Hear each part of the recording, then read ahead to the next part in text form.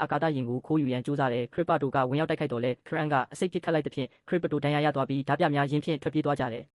ကာရာသည်လေဖြတ်စေသောအစိတ်မိနေသည့်ခရစ်ပတိုကိုဆရာဝန်ထံခေါ်ဆောင်သွားတဲ့ထိုအစိတ်သည်3ရက်အတွင်းနှလုံးခုန်ရက်တန့်စေနိုင်ပြီးခရန်တို့တွင်သာအစိတ်ဖြည့်ဆေးရှိတဲ့ကာရာသည်ခရစ်ပတိုကိုထားရစ်ခဲ့ပြီး3ရက်အတွင်းအစိတ်ဖြည့်ဆေးရှာဖွေရန်ထွက်ခွာခဲ့တဲ့ယူတီသည်လည်းကာရာနောက်သို့ခိုးလိုက်ပါလာခဲ့တဲ့ခရီးစဉ်အတွင်းအာကာသဓာပြများကဘတ်စကားကိုစီးနှင်းတိုက်ခိုက်ခဲ့သည်ကာရာသည်သူမ၏နာယီကိုပေးလိုက်ရတော့လဲဓာပြများ၏တယ်လီပို့ဆက်ကိုခိုးယူလိုက်ပြီးယူတီနှင့်အတူပြန်လည်တိုက်ခိုက်ကြတယ်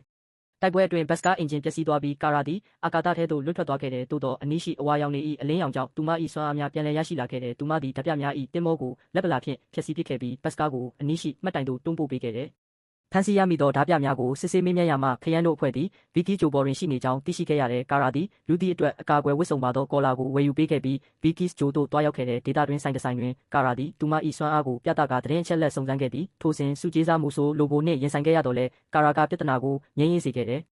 ဒေတာခံလင်မယားတစုံကကာရာနှင့်ယူတီကိုအိမ်သို့ဖိတ်ခေါ်လိုက်တယ်သို့တော့ထိုလင်မယားသည်ဖမ်းဆီးခံထားရသောမက်ကတိုဝင်သမီးဖြစ်သူဆာနာနှင့်လဲလှယ်ရန်အတွက်ကာရာ၏တောက်စရာတဲသို့အစိတ်ခတ်ခဲ့တဲ့ကာရာသည်နှုတ်ကိုတောက်တုံးခြင်းဖြင့်အစိတ်ကိုအန်ထုတ်ရန်ကြိုးစားခဲ့တဲ့ခရမ်းရောက်ရှိလာပြီးတိုက်ခိုက်မှုဖြစ်ပွားစဉ်ကာရာသည်အစိတ်ဖြည့်ဆေးပလတ်စတစ်ဘူးကိုလူယူနိုင်ခဲ့တော့လဲခရမ်းကပြန်လည်လူယူသွားခဲ့တယ်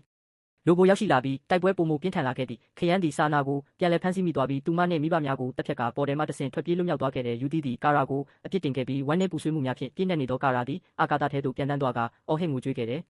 ကာရာသည်ဓာပြများ၏စခန်းရှိရာဘာရင်တန်ဂျိုသို့တွားရောက်ခဲ့တဲ့ထိုဂျိုတွင်အစိမ်းရောင်နေနှင့်အဝါရောင်နေနှစ်ဆင်းရှိတဲ့အစိမ်းရောင်နေထွက်ပေါ်လာသောအခါကာရာသည်စွမ်းအားများပျောက်ကုန်သွားပြီးလဲပြိုသွားခဲ့တဲ့ယူတီကကာရာကိုကူတစ်ခုအတွင်းသို့ဆွဲခေါ်သွားကာကူညီပေးခဲ့တယ်